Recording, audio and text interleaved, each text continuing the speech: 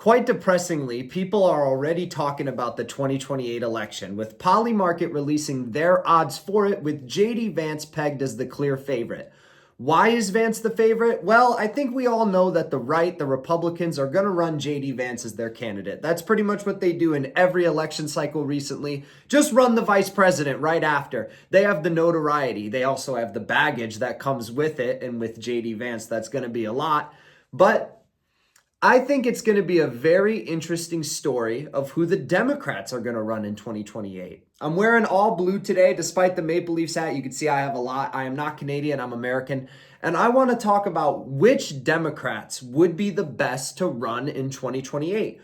This is mainly going to be subjective, as this is my opinion. This is going to come from a moderate perspective, somebody who has a lot of issues and a lot of points of agreement with both parties. And we're going to break down from S tier all the way down to F tier who would be a good candidate for the Democratic Party. Will they take it into a future that is bright, or will they be more of my problems with the Democratic Party, which is these corporate elitists? So without further ado, let's jump right into it with the man who is highly rumored, the man who is also on that Polymarket chart. We have Gavin Newsom. I think Gavin Newsom would be terrible for the Democratic Party. He is electable. As you can see, he does have a chance of winning, and I think him and Vance would be a competitive race. But I don't like Gavin Newsom at all. He's the leader, de facto leader, governor of the most left-leaning liberal state in the entire country. So anybody who's even in the moderate section, such as myself, would maybe have a problem with Gavin Newsom, as opposed to somebody like Vance, who I think people see as a lot more moderate than Trump, i.e. the debate with Tim Walz. Him and Tim Walz shake hands at the end. They introduce each other's wives to each other. There's a lot of points of agreement between the two. He handles himself very eloquently. He's not just going out saying all the crazy stuff that Trump says. So I don't know how good of a chance somebody who's as far to the left like that, like Newsom, just to exemplify how far to the left Newsom is, there's a law in California where if a child in school is identifying as a different gender or different sexuality, it is illegal for the teachers to inform the parents about that. Illegal? It's one thing to maybe, okay, we can't stop the kids from giving their American right to say, I'm this, I'm that. When I was a kid, I used to play as like a dog. People can say whatever they want to say. But to forbid the teachers from telling the parents, to me, is downright suspicious. So that's just one example. We have the Cali forest fires, which they were not prepared for at all. Whether that blame lies with Gavin Newsom or Karen Bass, somebody has to take the accountability for that. So for me, on my preferences, Gavin Newsom is an F-tier candidate. Because in my opinion, he wouldn't beat JD Vance. But on top of that, his policy is also terrible. I think he's completely a corporate elitist. I watched his interview with Charlie Kirk in preparation for this video, and he just came across as snaky. Most of the interview is him interviewing Charlie. He's asking a bunch of questions, and I can't help but feel like he's strategizing. I'm not the biggest fan of Charlie Kirk either, but I couldn't help but feel a little bit uneasy by Newsom in that interview. But moving on to the next person, we have Bill Maher. Bill Maher, TV show host, podcast host, for somebody like me, is a much better suited candidate for the Democratic Party in a future that I would like to see it go in, as opposed to somebody like Gavin Newsom. I don't know if you guys knew this or not, but a lot of people don't like Joe Biden. He's not exactly a popular figure for a multitude of reasons. For example, a young voter like me, I was only 19 or 20 when Biden got elected. He ran on raising the minimum wage to $15 an hour. Right now, it's only $7.25 an hour. I think we all can disagree on what it should be. Maybe you guys don't agree with the $15 minimum wage. I'm not sure if I do with the experience I have now. But at the time when I was a kid and I was working at Burger King and grocery stores and these little shit jobs that were paying me $8 an hour, $9 an hour, which gets taxed, you're really only making like $7. It's, $15 minimum wage sounds appealing. Once Biden got elected, I never heard him bring it up. for 4 years straight. And for me, that's what a lot of these corporate Democrats like Newsom, like Biden, you're going to get more of the same from the Democratic Party, which is basically talk is cheap. Moving back to Bill Maher, I think Bill Maher is a lot more moderate. He calls out what is called the woke nonsense, which is, in my opinion, pushing transgenderism to children and basically allowing black people to beat up white people. I'm all for race equality. If you guys have been on this channel for a while, you know I came up doing rap reactions, reacting to Tupac and Nas and some of the greatest artists to ever grace a pen to a paper. I have all the respect in the world for all the culture of all races, but I feel like the woke pushes it to a point where black people subjugate white people for the sins of past white people, which are sins. But anyway, enough about the radical left. Bill Maher, he calls out the woke nonsense.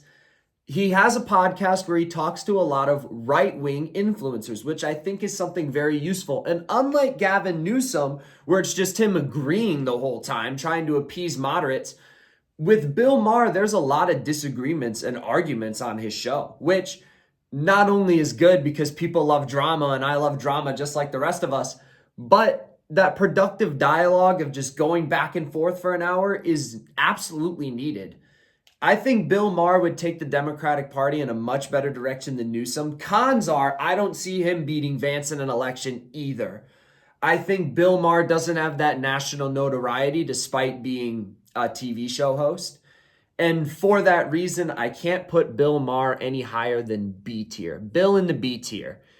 And don't you guys worry, at the end of this, we will go over the whiteboard together. You can get a nice little recap. I might also put it in the description of everybody I list and where they're ranked and the timestamps I talk about them. So there's that. The next person who the Democrats did run in 2024, we have Kamala Harris.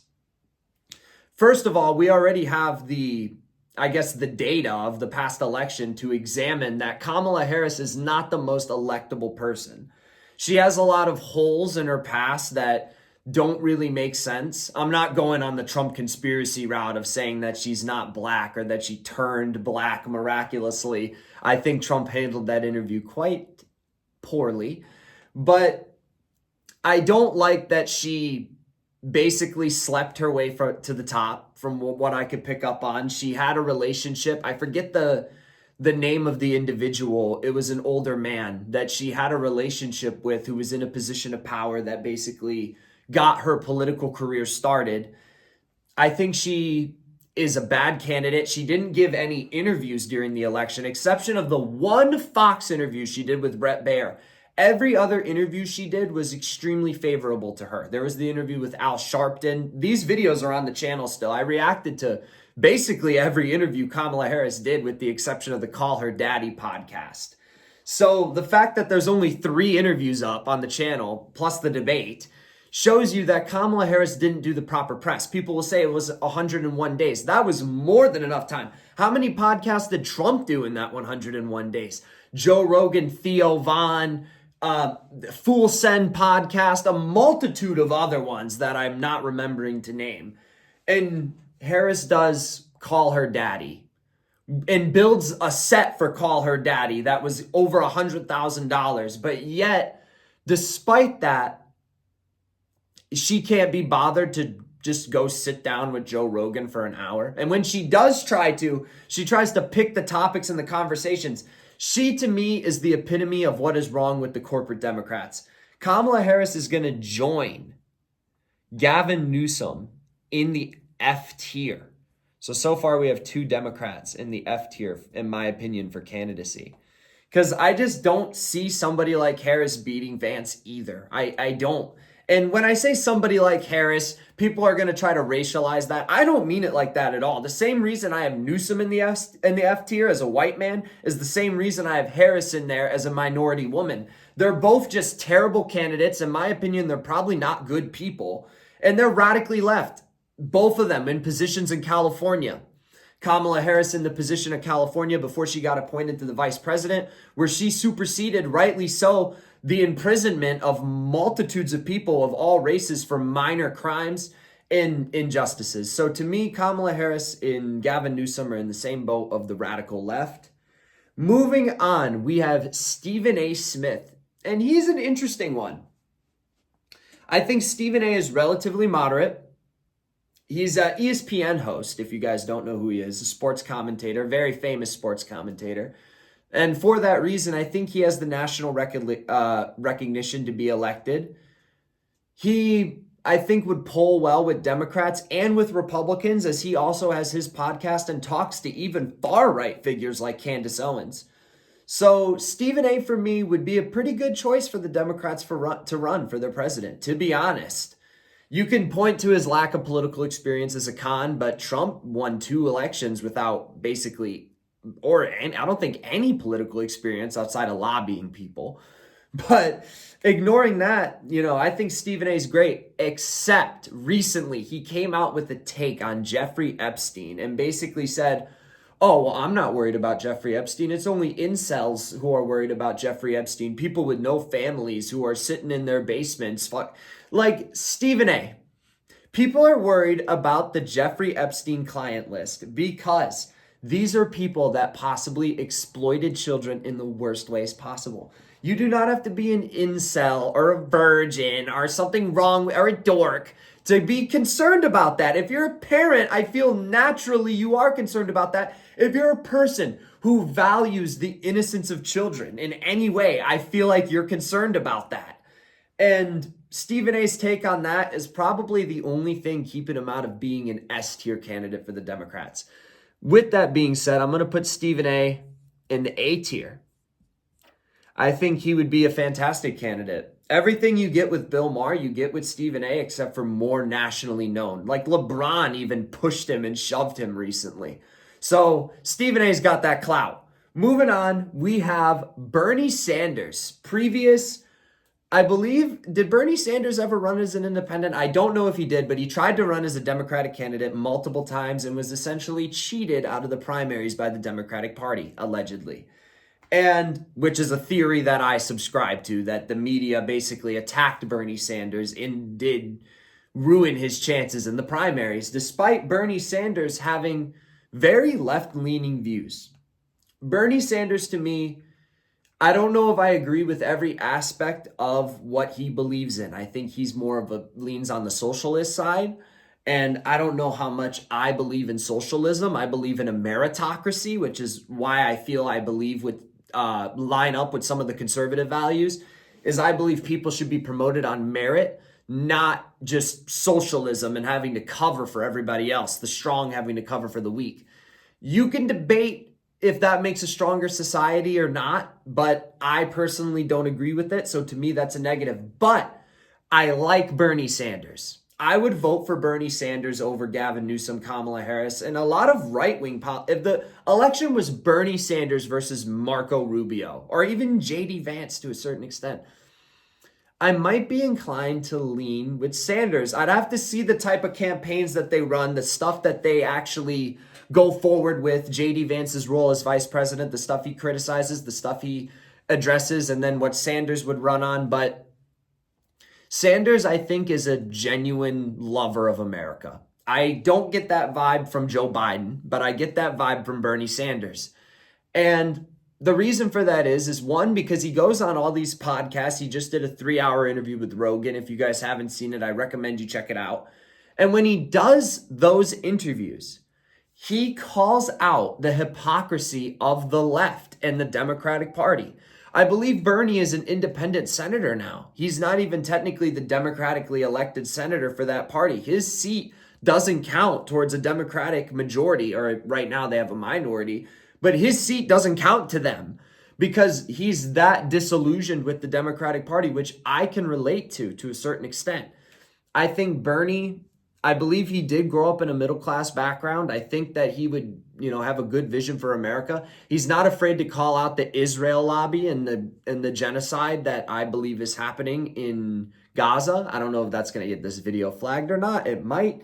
But for that reason, I find it difficult to put, I don't know. I think Bernie is an A-tier candidate. I think he would do well in an election, especially with the next person we're going to talk about paired as his VP. I think he would do very well. And I just think that Bernie loves America. I might disagree with him, but just because I disagree with them, those might be the values that the Democratic Party wants to promote. I'm not a part of the Democratic Party. So I can't really use that as a negative against him. The only reason I would say he's not in the S tier is because Bernie, I believe in the 2028 election, he will be 85 or 86. So by the end of his presidency, he would be 90, which if he runs AOC, the next person we're going to be talking about as his vice president, that could be a concern. But AOC, things I like about AOC. She's not afraid to do bipartisan work. She recently passed a bill, or elected to pass a bill, with Anna Paulina Luna, a right-wing congresswoman, to basically limit credit card interest rates at 10%. I think that's a really good oh my God, I'm flustered. That's a really good piece of legislation because credit card companies exploit people. Imagine you're living your life and you're doing okay, but all of a sudden you have a massive car crash, total your car, you got to start paying for Ubers every day for work, and you're just down on money, your savings are gone, and let's say your taxes hit. You might take out a credit loan to get those taxes, and you might have to accept whatever interest rate that the credit card companies propose, because you have absolutely no other options. So they could charge you 30, 40, 50, 100% interest rate. Who knows? So I think capping credit card interest rates at 10% is a relatively good decision to make. You could disagree that it's an agreement between two parties, but I think people could be forced to make those decisions if they have to. If the choice is your house or a 75% credit card rate interest, the credit card company can definitely exploit people who are desperate. So I like that she's not afraid to do bipartisan work. What I don't like is her dancing to Cardi B at her rallies and promoting what, in my opinion, is the degradation of Black culture and culture in general by promoting whores. Can I call Cardi B a whore? I think she's a whore. She's going to be hosting SummerSlam. I'm a WWE fan, if you guys couldn't tell. And I'm not looking forward to it because I believe that Cardi B compares people like Lauryn Hill. Compare who are even other ones? Missy Elliott. Compare everybody from the past. Nicki Minaj even, which I'm not the biggest fan of Nicki Minaj. But if you compare every single person in the past as comparison to Cardi B and Megan Thee Stallion, and I'm not a huge fan of these Iggy Azalea, it's not exclusively Black women, but I believe that these people are set up to degrade culture and literally make things worse. And AOC promoting that, being a politician, I don't want my president to be a Cardi B fan. I just don't. To me, that doesn't sound appealing at all. And I think AOC has pretty radically left views on major issues that we've already discussed in this video. So I do think she is pretty honest, or at least I was going to say that until recently. She voted against a veto to cut Israeli funding by $500 million a year, which sounds like a lot until you realize that we give them $3.8 trillion a year, and they've been the biggest recipient of American financing since 1978 consecutively. We were going to vote to cut that down by $500 million, and only 6 representatives voted for it. 4 Democrats and 2 Republicans out of over 200. And AOC was one of the 200 that voted against it. So to me, she's a fraud. She is corporately owned, or at least partially corporately owned, or is going to obey to not get ostracized. So for me, AOC is also going in the F tier. I think she would be a good running mate for Bernie Sanders, but goddamn would I be scared for the health of Bernie Sanders if AOC was his vice president. Holy shit, would I be scared. Moving on, we have Gretchen Whitmer. And I'm not going to talk about Josh Shapiro or a lot of the governors that I don't know anything about. Tim Walz is not on this list. The reason that I bring up Gretchen Whitmer is because I am a resident of the state of Michigan. The only thing I have really disagreed with Gretchen Whitmer's handling of is maybe the COVID lockdowns. I think they were a little bit too strict. I don't think they should have been applied to all people. I think it should have been more of an optional choice that if you're immune compromised and if you think that you could be at risk of COVID, then, have the lockdowns. We can have disagreements about that, but that's my personal opinion. But Whitmer ran on two major policies. One of them was to fix the damn roads in Michigan. That's a big meme amongst Michiganders, is the potholes in roads. From the country roads having huge potholes to the city roads having chunks of concrete missing from them. And Gretchen Whitmer has done a very good job of actually fixing the roads in the Detroit/Metro Detroit area. I think she's done incredibly well, and she's a lot less corrupt than our previous governor, Rick Schneider, who I believe was a Republican. And I think Whitmer has that national recognition. She's a good-looking woman. She's young. I believe Whitmer might be in her 40s or her 50s. I think she would have good national appeal. Whenever she has Trump come into town, recently Trump was at Selfridge Air Base in near 21 Mile in 94 Freeway to show how local I am to Michigan. And Trump was up there and she thanked him for, granting funds to Michigan. If you look on Gretchen Whitmer's Twitter page or X, she, does criticize Trump for the things that she doesn't agree with, which I respect. Some of the things she criticizes Trump for, I don't agree with her criticism because I am not on the Democratic side. But we are looking at this kind of from the perspective of who the Democratic Party would want to run on their values. So with that being said, I think that she would be a pretty good presidential candidate. I think she'd be a cool first woman president. Obviously, the left likes to run on that. They tried it twice with Hilary and Kamala having the first female president. Well, I think if you run someone who's not corrupt and owned by the state like Kamala and Hilary, you might do a little bit better. So we're going to put Big Gretch, and that's what we're writing, in the B tier. The only reason that I don't think she should go higher is because I don't know how much national recognition she has. I believe she does have some. She gave a really good speech at the DNC. But how many people on a national level actually know who she is? I don't know. I'm in Michigan, so my view is biased.